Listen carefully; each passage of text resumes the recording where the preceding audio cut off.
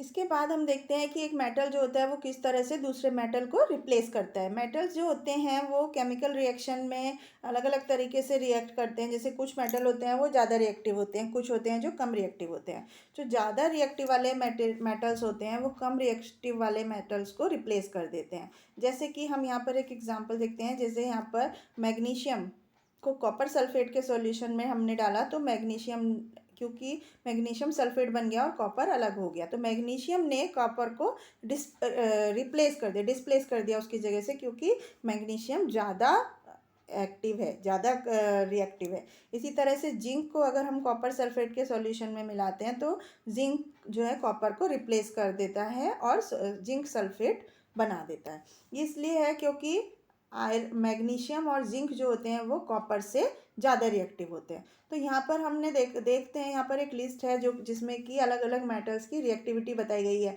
तो जो ऊपर वाला मेटल है वो ज़्यादा रिएक्टिव होता है और जो जैसे जैसे नीचे जाते जाएंगे उनकी रिएक्शंस कम होती जाएंगी, उनकी रिएक्टिविटी कम होती जाएगी। अब हम कुछ नॉन नोबल मेटल और उनके यूज़ के बारे में पढ़ते हैं। नोबल मेटल्स जो होते हैं जो किसी भी एसिड से या अल्कली से रिएक्ट नहीं करते हैं उनको हम नोबल मेटल बोलते हैं। उनकी रिएक्टिविटी बहुत कम होती है केमिकल में, किसी भी केमिकल में वो बहुत ही कम केमिकल रिएक्ट करते हैं। तो नोबल मेटल्स जो होते हैं वो किसी हमारे नेचर में फ्री मिलते हैं, जैसे कि सिल्वर, गोल्ड, प्लेटिनम। इस तरह से हम देखते हैं कि वो बहुत ही कम रिएक्टिव होते हैं और उनसे ऑर्नामेंट्स बनाए जाते हैं। सबसे पहले नोबल मेटल का क्या यूज़ है कि जैसे कौन सा मेटल है, नोबल मेटल गोल्ड, जो कि ब्राइट येलो कलर का होता है और ज़्यादातर ज्वेलरीज बनाने के लिए यूज़ किया जाता है, क्योंकि वो बहुत शाइनिंग होता है, डक्टाइल होता है और मैलिएबल होता है। गोल्ड से आयुर्वेदिक मेडिसिन्स भी बनाई जाती हैं और कुछ सरफेस को इलेक्ट्रोप्लेटिंग भी की जाती है। तो हमारे देश में गोल्ड जो है वो एक संपत्ति की निशानी माना जाता है। सिल्वर, उसके बाद दूसरा नोबल मेटल होता है सिल्वर। सिल्वर को भी मेनली बर्तन ज्वेलरी बनाने के लिए यूज़ करते हैं। उसके अलावा कुछ सिक्के, बर्तन और दूसरे डेकोरेशन के शोपीस भी हम चांदी से बनाते हैं। सिल्वर ब्रोमाइड होता है जो कि फोटोग्राफिक प्लेट के लिए यूज़ किया जाता है। और सिल्वर फॉइल्स होती हैं जिन्हें हम आयुर्वेदिक दवाई बनाने के लिए इस्तेमाल करते हैं। इसके बाद प्लेटिनम होता है जो कि बहुत ही महंगे जेवर बनाने के लिए, घड़ी बनाने के लिए इस्तेमाल किया जाता है। इसके बाद ये कैटलिस्ट के जैसे इस्तेमाल किया जाता है और कार्बन मोनोऑक्साइड पॉल्यूशन कम करने के लिए यूज़ किया जाता है। प्लेटिनम को बहुत ही साइंटिफिक इंस्ट्रूमेंट में इलेक्ट्रोड के जैसे इस्तेमाल किया जाता है। और प्लेटिनम तार जो होते हैं वो बहुत सारे फ्लेम टेस्ट में यूज़ किए जाते हैं। तो इस तरह से अलग अलग मेटल्स, नॉन मेटल्स, इनके नोबल मेटल्स के यूज़ होते हैं। इसके बाद एक होता है कैटलिस्ट। कैटलिस्ट क्या होता है, जिसका केमिकल रिएक्शन में कोई हिस्सा नहीं होता लेकिन ये सिर्फ रिएक्शन को प्रमोट करता है, उसको हम कैटलिस्ट बोलते हैं। अब हम देखते हैं कि प्योरिटी ऑफ गोल्ड किस तरह से नापी जाती है। बच्चों, प्योर गोल्ड जो होता है वो बहुत ही ज़्यादा सॉफ्ट होता है। उसको थोड़ा सा हार्ड करने के लिए कॉपर और सिल्वर में हम कुछ मिलावट करते हैं दूसरे मेटल्स की, तो उसको हम बोलते हैं प्योरिटी ऑफ गोल्ड। तो उसको हम कैरेट में रिप्रेजेंट करते हैं। 100% जो प्योर गोल्ड होता है वो 24 कैरेट का होता है। और यदि हमें 18 कैरेट गोल्ड निकालना है तो हम 18/20 इंटू 100 करते हैं। तो इससे हमारी प्योरिटी पता चल जाती है कि 75% प्योर हमारा गोल्ड है। इसके बाद कुछ कॉमन एलॉयज़ के बारे में हम पढ़ते हैं। एलॉयज़ क्या होते हैं, जो हमें कुछ प्योर मेटल होते हैं जैसे कि कॉपर, आयरन, एल्युमिनियम, मैग्नीशियम और जिंक। कभी कभी उनको प्योर फॉर्म में इस्तेमाल करना हमारे लिए फ़ायदेमंद नहीं होता, तो हम उसमें कुछ दूसरे मेटल्स का मिक्सचर बना देते हैं। जैसे कॉपर और जिंक को मिला करके ब्रास जो होता है वो बहुत ही वेल नोन एलॉय है, क्योंकि वो दो मेटल को उनकी पिघली हुई अवस्था में ही मिला दिया जाता है। इस तरह से मेटल्स की ओरिजिनल प्रॉपर्टी चेंज हो जाती हैं और वो दूसरे मेटल में कन्वर्ट हो जाती हैं। इसी तरह से पिग आयरन होता है जो बहुत ही सस्ता होता है लेकिन और वो आसानी से जंग खा जाता है, तो हम उसमें क्रोमियम की मिलावट कर देते हैं जिससे वो उसमें जंग नहीं लगे। तो इस तरह से कोरोजन से बचाने के लिए अलग अलग एलॉयज़ बनाए जाते हैं। अब हम एलॉयज़ के इस्तेमाल देखते हैं। एलॉयज़ जो होते हैं उनके बहुत ज़्यादा यूज़ होता है हमारी लाइफ में, जैसे कि जो आभूषण बनाए जाते हैं, 22 कैरेट के, उसमें क्या होता है, इसका मतलब 22 हिस्से उसमें सोना होता है और 2 हिस्से कॉपर और सिल्वर होता है। इस तरह से स्पेस क्राफ्ट, एयरक्राफ्ट और बहुत सारी मशीन्स में, बर्तनों में, सर्जिकल इंस्ट्रूमेंट में, लैब्स में, लैब के जो इंस्ट्रूमेंट होते हैं, बहुत सारे व्हीकल होते हैं, वो सब एलॉयज से मिलके बने होते हैं। तो अलग अलग एलॉयज़ में अलग अलग मेटल्स के परसेंटेज होती है जिससे वो उनका एलॉय बनता है। तो अब हम देखते हैं कोरोजन और उसके प्रिवेंशन, मतलब उससे बचाव किस तरीके से।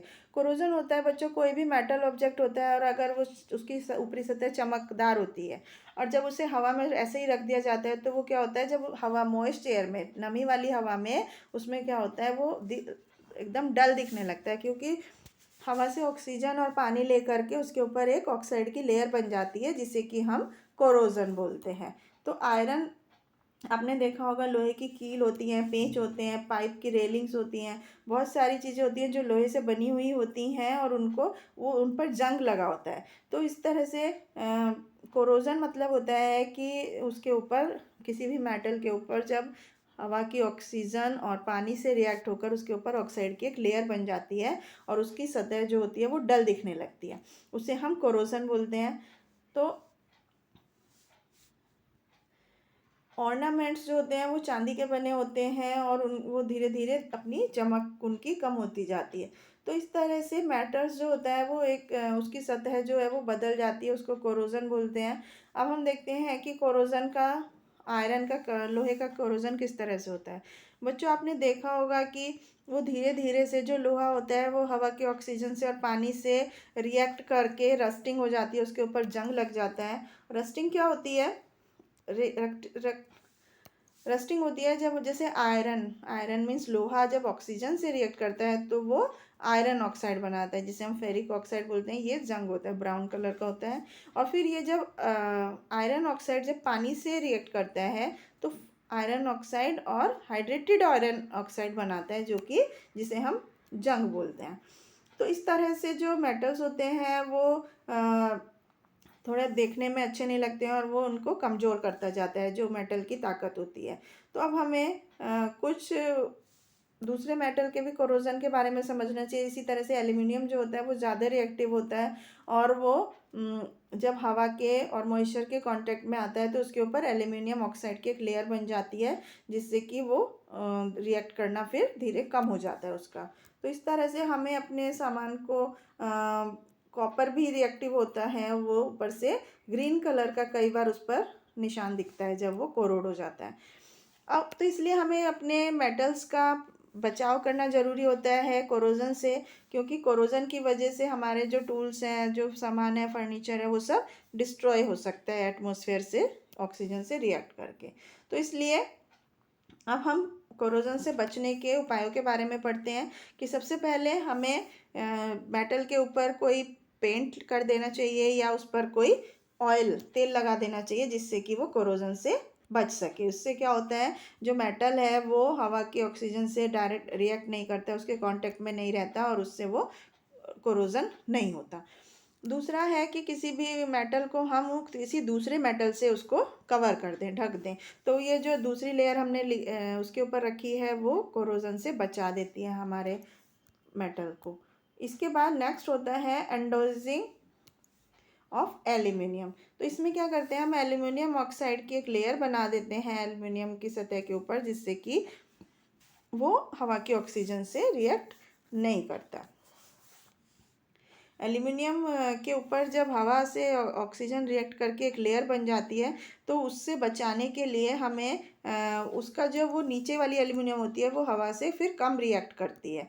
तो इसलिए इस लेयर को हम प्रोटेक्टिव लेयर एल्यूमिनियम ऑक्साइड बोलते हैं, क्योंकि यूनिफॉर्म प्रोटेक्टिव लेयर बन जाती है जिसे कि हम एंडोजिंग बोलते हैं। इलेक्ट्रोप्लेटिंग के थ्रू ये इवनली यूनिफॉर्म एक लेयर बनाई जाती है एल्यूमिनियम के ऊपर। इसके बाद एलॉइंग के बारे में हम पढ़ते हैं। एलॉइंग मतलब होता है बच्चों की, जब कोरोजन रेजिस्टेंट कोई मेटल होता है उसको जब हम दूसरे मेटल के साथ मिक्स करके उसको कोरोजन से बचाने के लिए यूज़ करते हैं। जैसे स्टेनलेस स्टील होता है जो कि आयरन, क्रोमियम और निकिल का एलॉय है, जिससे कि उसमें रस्ट आसानी से नहीं लगता। आपने देखा होगा स्टील के बर्तनों में जनरली जंग नहीं लगता, क्योंकि वो एक एलॉय है, उसमें कुछ जैसे मेटल्स दूसरे मिला दिए जाते हैं जिससे वो हवा के ऑक्सीजन से रिएक्ट ना करे और वो रस्ट नहीं खाए। तो इस तरह से बच्चों आपने देखा कि हमने इस लेसन में मेटल्स और नॉन मेटल्स के बारे में कितनी सारी बातें जानी। आई होप आपको समझ में आया होगा। Thank you.